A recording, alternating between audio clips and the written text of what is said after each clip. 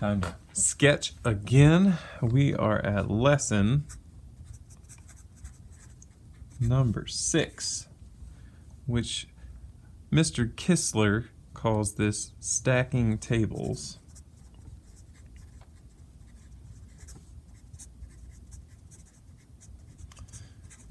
You might think of it like a pedestal that you could stand on to receive an award. Don't forget to write the date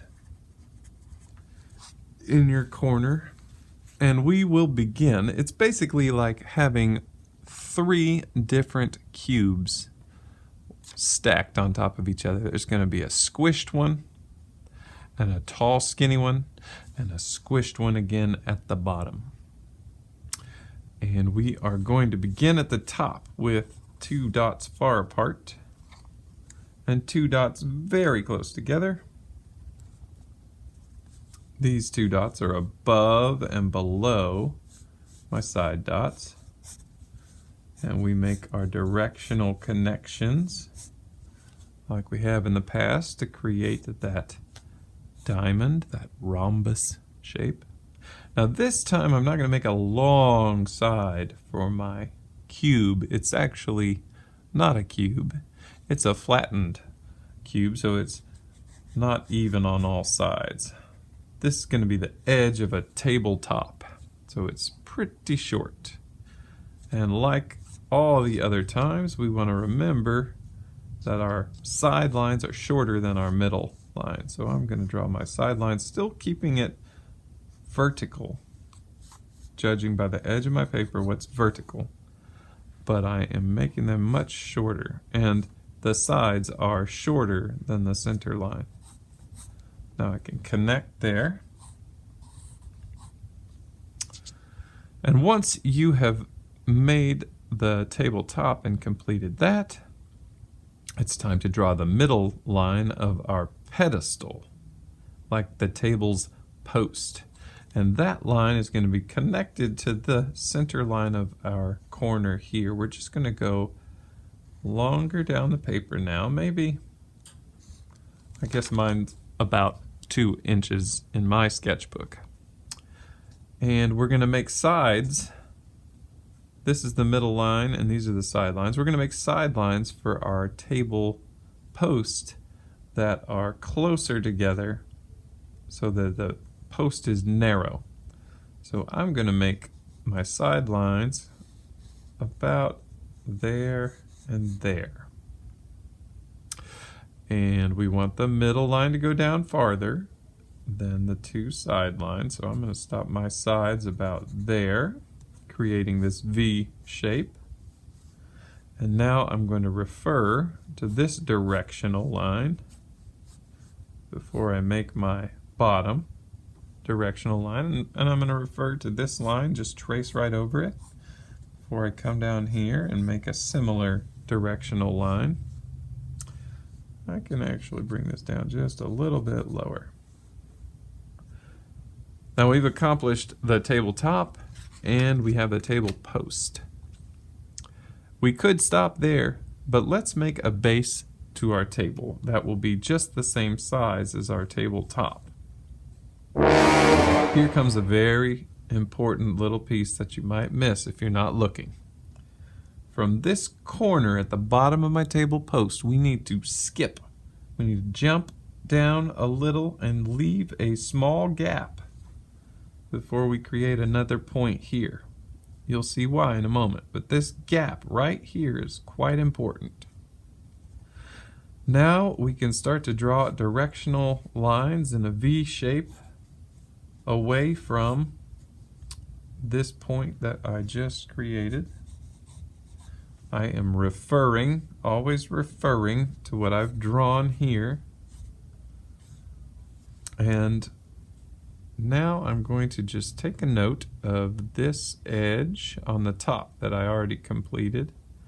And I'll see that it drops down to about there.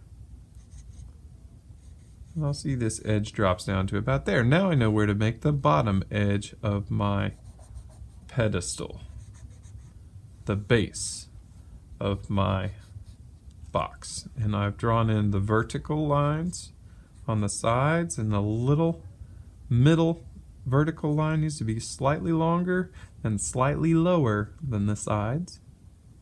Now I'm ready for directional lines to finish off that cube.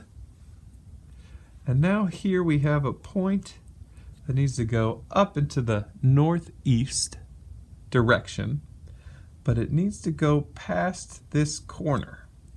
I'm going to go up and to the right, but I'm not going to connect to that corner. There should be a little space right here between the corner and that directional line. And likewise, from this corner, I'm going to refer to the other directional lines I have.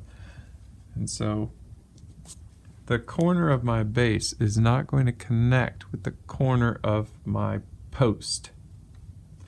Now, if you have done all of that right, you know the last thing is to put some value on your drawing.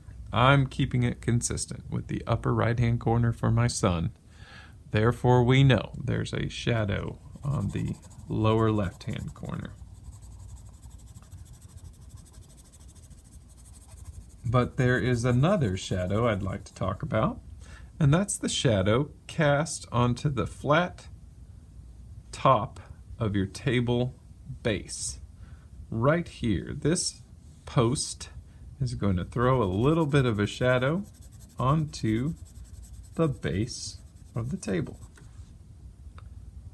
And now we can add our dark gray on the dark side.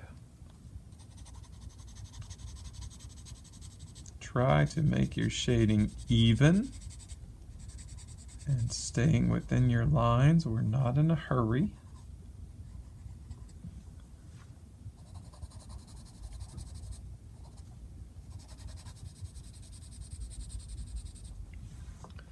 And I want to shade an even gray on the post as well.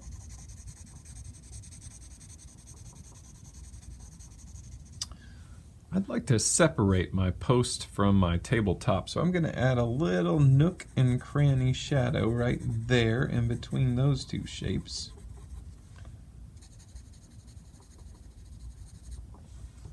And then I need a medium gray on the right side. Not very dark, but a little dark.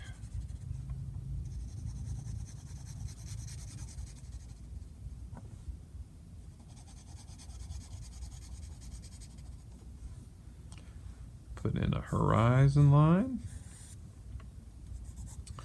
Make any changes you want. You could add a figure on top of your table, maybe a bowl of fruit.